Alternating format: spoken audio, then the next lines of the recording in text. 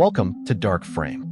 This channel is dedicated to original psychological thrillers, mysteries, and stories that explore the hidden moments behind human decisions. Every story you hear on Dark Frame is fictional, but inspired by real emotions, real fears, and the quiet choices that often matter the most. These are not stories about heroes or villains. They are stories about pressure, silence, and what happens when time runs out. Each series unfolds slowly, piece by piece, until the full picture comes into focus. You are invited to listen carefully, because in Dark Frame, every detail has meaning. You are about to listen to the first part of our new series, The Last Hour of Silence. This story follows a man who wakes up in a room with no windows, facing questions he thought he would never have to answer. Over the next episodes, one night will be examined minute by minute, until the truth can no longer be avoided. In this episode, the clock has already started. A woman enters the room, and a single decision begins to unravel everything. Listen carefully, because every detail matters. This is part 1, The Room Without Windows. Adrian Cole woke up staring at a ceiling he didn't recognize. It was smooth, white, unmarked. No cracks. No lights. No vents. For a few seconds, he thought he was still dreaming. Then he tried to move his hands, and realized they were resting calmly on his chest, fingers interlocked, as if someone had placed them there deliberately. That's when panic should have arrived. It didn't. Instead, a strange calm settled over him. The kind that comes before bad news. He sat up slowly. The room revealed itself in pieces. White walls. A single metal table. 2 chairs. No windows. 1 door.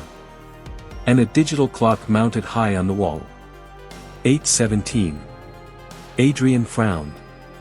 He didn't remember going to sleep. He didn't remember drinking. He didn't remember anything after leaving Lena's apartment the night before. Lena. The thought tightened something in his chest. He looked down at his hands. There was dried blood under his fingernails. Not much. Just enough to notice. The door opened. A woman stepped inside and closed it behind her. She was in her early 40s, dressed simply, dark blazer, gray shirt, no jewelry. Her hair was pulled back tightly, not for style but efficiency. Her face held no curiosity, no anger. Only focus.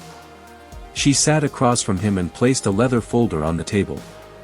"Good morning, Adrian," she said calmly. His throat tightened. "Who are you?" She glanced at the clock. "It's 8:17. You've been awake for approximately 4 minutes." "That wasn't my question." "My name is Clara Weiss," she said. "I'm here to help you tell the truth." Adrian let out a quiet laugh. "I don't need help." Clara met his eyes. "You do. Because in exactly 1 hour, the police will enter this room." She slid the folder toward him. "And when they do, Lena Markovich will already be dead for 9 hours." The calm shattered. "What?" Adrian said, standing abruptly. "That's impossible." Clara didn't move. "Sit down." "I left her alive," he said. "We argued, yes, but—" "Sit," she repeated. Something in her voice made him obey. Clara opened the folder and removed a photograph. Lena lay on her bedroom floor, eyes closed, skin pale. No visible wounds. No blood. Just stillness. Adrian's breath caught. "No. No, that's—" "She was pronounced dead at 11:42 p.m., Clara said. "Cause of death is pending, but preliminary findings suggest internal complications following a fall." Adrian shook his head. "I didn't push her. I didn't touch her." "I didn't say you did," Clara replied. She leaned forward slightly. "I said she's dead. And you were the last person to see her alive." Silence filled the room. Adrian swallowed. Why am I here? Because the story you told the police doesn't survive scrutiny, Clara said. And because you have exactly 1 hour to decide which version of events becomes permanent. He stared at her. What are you talking about? Clara folded her hands. Start from the beginning. Tell me why you went to Lena's apartment. Adrian exhaled slowly. She asked me to come. Why? She said she had something important to tell me. Clara nodded. Go on. She sounded scared, he said. But Lena always sounded dramatic when she wanted attention.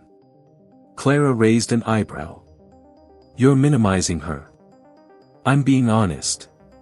Good, Clara said. Honesty will help you today. Adrian continued. We argued. She accused me of lying to her. I denied it. Things got heated. How heated?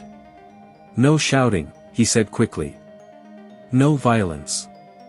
She slipped, she fell near the kitchen doorway. Hit her side on the counter. Clara wrote something down. And then? She said she was fine, Adrian replied. She told me to leave. And you did?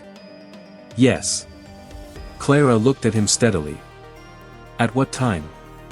About 10, he said. Maybe a little after. Clara flipped a page in her folder. Your car was recorded entering the underground garage at 10:52 p.m. Adrian frowned. That's impossible. Is it? He hesitated. Clara leaned back. Adrian, the cameras don't forget. People do. Adrian rubbed his temples. I might have gone back. Just to check on her. Why? She stopped answering her phone. Clara nodded. That part is true. He looked up. What? She called emergency services at 11:03 p.m., Clara said. She disconnected the call before speaking. Adrian froze. What? She never called again, Clara added. Neither did you. Adrian's mouth went dry. She told me she was fine. Clara's voice hardened slightly. People say a lot of things right before they realize they aren't. She stood and walked slowly behind him. Here's what we know, she said. Lena fell. She suffered internal bleeding. Pain increased gradually. She was conscious. She was afraid. Adrian's voice shook. I didn't know. Clara stopped behind him. She needed help, Clara said. And she waited. For what? Adrian whispered. For you, Clara replied. She returned to the table and placed Lena's phone in front of him. The screen lit up. 3 missed calls. All from the same number. Adrian stared at it. That's my office line, he said quietly. Yes, Clara said. She called you at 11:11 p.m. 11:18. And 11:26. Adrian's hands trembled. I didn't hear it. Clara tilted her head. Your phone was on silent. He looked up sharply. How do you know that? Because the voicemail she left at 11:27 was never opened, Clara said. But the system shows your device received it. She leaned closer. You chose not to listen. Adrian stood again. I didn't know she was dying. Clara met his gaze. You knew she was afraid. Silence. Adrian sat back down slowly. Clara checked the clock. 8:43. You have 34 minutes left, she said. In that time, you can either protect yourself, or tell me why you didn't call for help. Adrian whispered, because someone told me not to. Clara's pen paused. Who? She asked. Adrian closed his eyes.